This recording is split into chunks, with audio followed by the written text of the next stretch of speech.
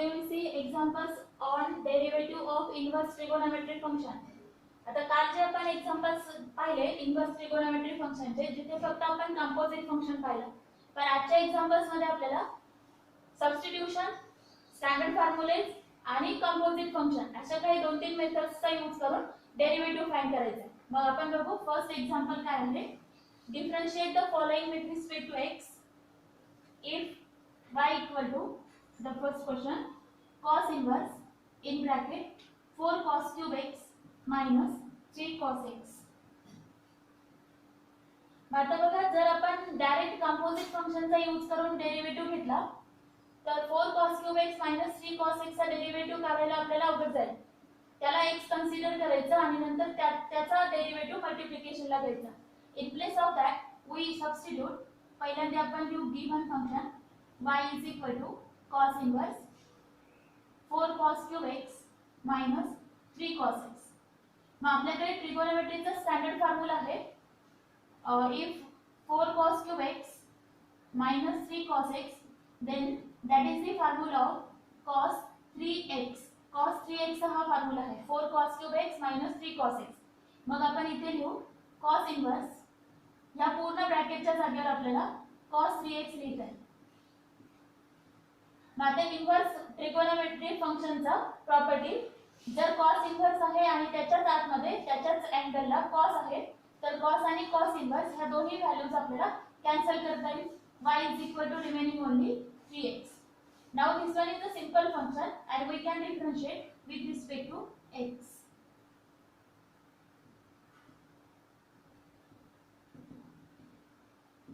That is derivative of y is dy by dx 3 as it is and derivative of x is 1 means our answer is 3.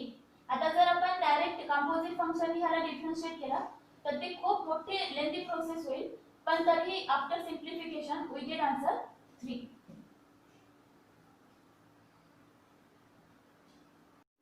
Our next example is y equal to cos inverse sin 4 raised to x. मग आता इथे sin आणि 4 raised to x आहे. First we write given y equal to cos inverse sin 4 raised to x. sin 4 raised to x इथे कुठलाच standard formula आपल्याला use करता येणार नाही, पण आपल्याला माहिती आहे sin ला आपण cos मध्ये कन्वर्ट करू शकतो.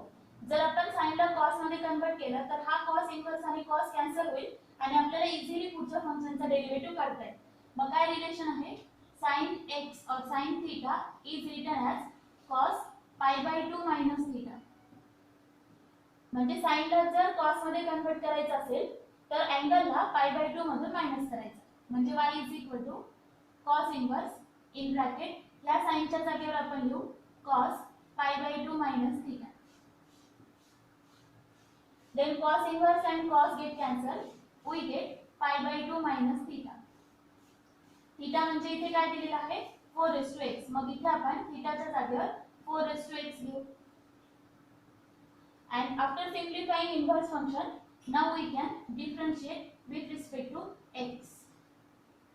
म्हणजे y चा डेरिव्हेटिव्ह येणार dy by dx is equal to pi by 2 constant आहे, x नाही आहे 0 minus 4 raised to x चा derivative by using a raised to x formula, that is 4 raised to x log 4.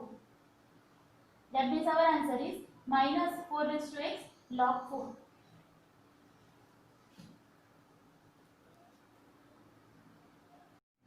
Example third, y equal to tan inverse 1 minus cos 3x upon sin 3x. आता इथे आपल्याला हे जे आतले terms आहेत त्याला simplify करून tan मध्ये कन्वर्ट करायचं, म्हणजे हा बाहेरचा tan कॅन्सल होईल आणि आपल्याला डेरिव्हेटिव्ह करायला सोपं जाईल. Then first we write whatever the given function y equal to tan inverse 1 minus cos 3x upon sin 3x. मग आता हे सिम्प्लिफाय करण्यासाठी आपल्याला दोन फॉर्म्युलेज यूज करायचे. एक आहे 1 minus cos थीटाचा, that is 2 sin square theta by 2, आणि दुसरा आहे sin थीटाचा, that is equal to 2 sin theta by 2 into cos theta by 2.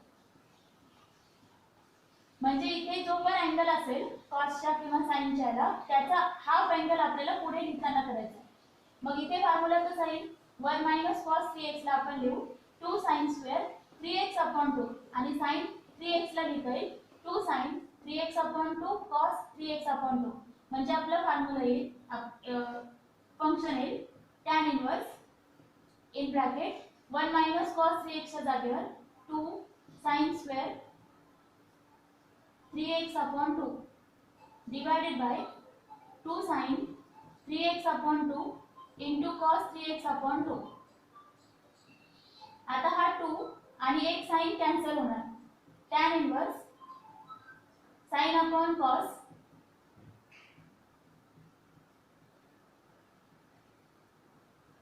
sin upon cos is written as tan angle जशाला तसा.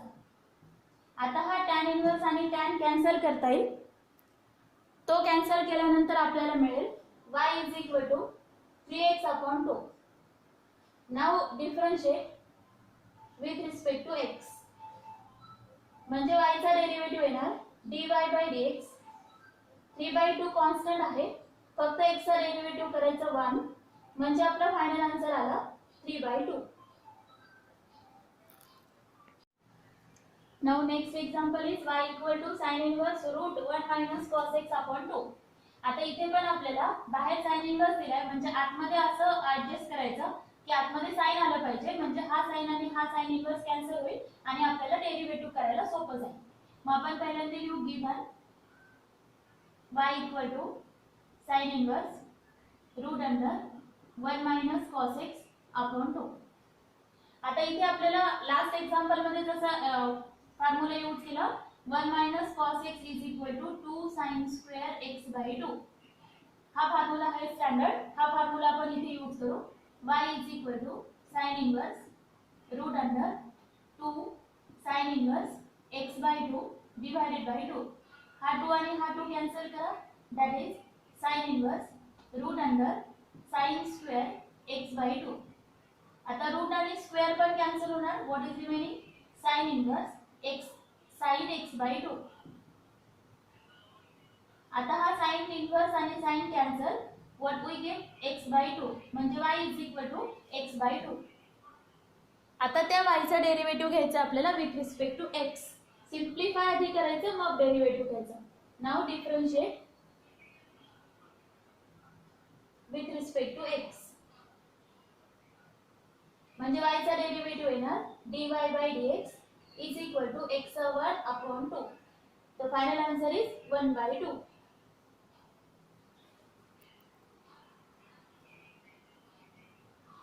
Next is y equal to cot inverse cos x/1 plus sin x.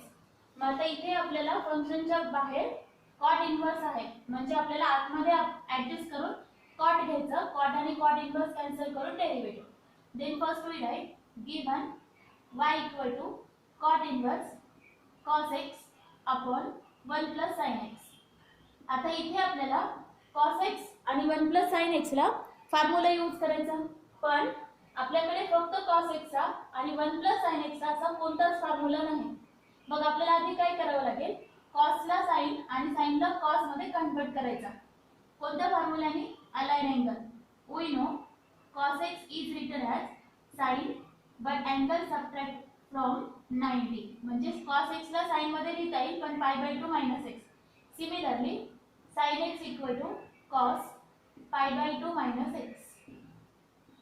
That means y is equal to cot inverse in bracket cos च्या जागेवर आपण लिहू sin pi/2 minus x आणि 1 plus sin that is 1 plus cos pi/2 minus x. पण आता pi/2 minus x घेऊन formula लिहायला अवघड होईल म्हणून आपण कन्सिडर करू theta equal to pi/2 minus x. म्हणजे ह्या pi/2 minus x च्या जागेवर आपण थीटा लिहू. थीटा लिहिल्यानंतर आपल्याला फॉर्म्युला लिहायला सोपं जाईल. That means y equal to cot inverse sin theta upon 1 plus cos theta. तर लास्ट एक्झाम्पल मध्ये जे फॉर्म्युले लिहिले आपण तेच फॉर्म्युले आपल्याला इथे लिहायचे. sin theta is 2 sin θ/2 cos θ/2 आणि 1 plus cos थीटा ला 2 cos square θ/2 मायनस असेल तर साइन स्क्वेअर आणि प्लस असेल तर कॉस स्क्वेअर, हा दोन फॉर्म्युला आहे.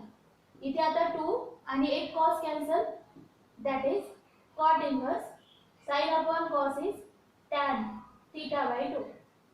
पण बाहेर तर कॉट आहे, आतमध्ये आपण सिम्प्लिफाय केल्यानंतर टॅन आलाय. मग इथे जसं आपण साइनला कॉस आणि कॉसला साइन केला, तसंच इथे टॅनला कॉट करता येईल बाय युजिंग अलाइड अँगल. म्हणजे कॉट इनवर्स कॉट पर अँगलला मायनस करायचंय पाय बाय 2 म्हणून. Now this cot and cot inverse cancel, we get pi by 2 minus theta by 2. पण ऍक्च्युली आपण थीटाला कन्सिडर केलेला आहे पाय बाय 2 मायनस एक्स. मग आता ह्या थीटाच्या जागेवर आपल्याला पाय बाय 2 मायनस एक्स घ्यायचं आणि मग with respect to x derivative find करायचं.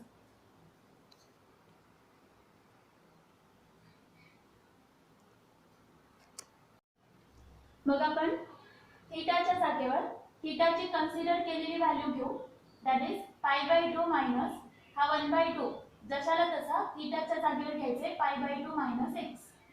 हा 1 बाय 2 आतमध्ये मल्टिप्लाय पाय by 2 minus pi by 4 minus minus plus x. आता आपल्याला सिंपल फंक्शन मिळालंय. आता आपण ह्याचा डेरिव्हेटिव्ह घेऊ शकतो विथ रिस्पेक्ट टू एक्स. हे जे थीटा वापरलं होतं आपण, ते फक्त आपल्याला प्रॉब्लेम करायला सोपा जावा, कन्व्हिनियंट फॉर्म्युले यूज करता यावेत म्हणून लिहिलं होतं.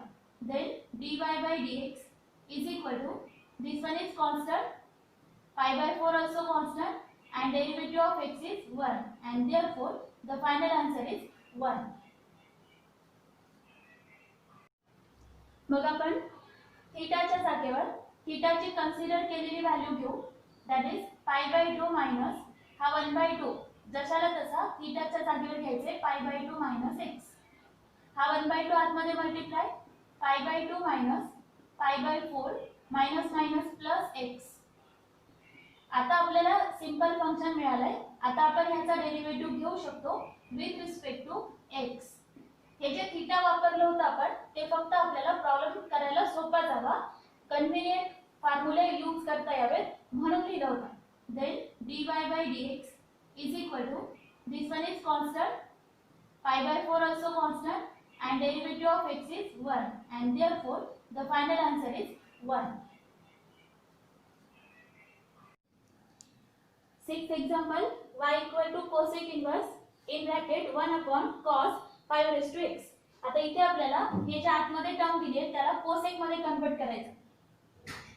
Then first we write given y is equal to cosec inverse 1 upon cos 5 raised to x. मग आपल्याला माहिती आहे cos चा रेसिप्रोकल काय आहे, sec आहे. मग आपण या cos ला न्यूमरेटरला घेऊ, म्हणजे sec लिहिता येईल 5 raised to x. पण आता बाहेर तर cosec आहे, आतमध्ये sec आहे, हे कॅन्सल होणार नाही. sec ला आपल्याला cosec मध्ये कन्वर्ट करायचं बाय युजिंग अलाइड अँगल. म्हणजे sec च्या ऐवजी cosec लिहू आपण आणि अँगलला सबट्रॅक्ट करायचे पाय बाय 2 म्हणून. Now this cosec inverse and cosec cancel and we get pi by 2 minus 5 raised to x. Now after simplification we find derivative differentiate with respect to x, and the derivative of y is dy by dx is equal to pi by 2 चा derivative 0 minus a raised to x चा formula 5 raised to x log 5. Means our answer is minus 5 raised to x log 5. a raised to x चा formula इथे use केला आहे to differentiate 5 raised to x. Next example is y equal to tan inverse 1 minus tan x by 2 1 plus tan x by 2. आता हा solve करण्यासाठी इथे ह्याला simplify करून एका tan मध्ये कन्वर्ट करायचं. मग त्याच्यासाठी आपल्याला फॉर्म्युला यूज करायचा आहे tan a minus b चा. What is that? tan a minus tan b upon 1 plus tan a into tan b. बघा आता न्यूमरेटरला आहे 1 minus tan x by 2, डिनॉमिनेटरला आहे 1 plus tan x by 2. तिथे आपल्याला tan a पाहिजे आणि इथे into 1 आहे असं कन्सिडर करून तिथे आपण tan a लिहू. पण हे कसं पॉसिबल आहे? we know tan pi by 4 is equal to 1. म्हणजे 1 च्या जागेवर आपल्याला tan pi by 4 ठेवता आहे. What we get then pi equal to tan inverse in bracket tan pi by 4 minus tan x by 2 divided by हा 1 तसाच घ्यायचा आहे, त्याला रिप्लेस नाही करायचं.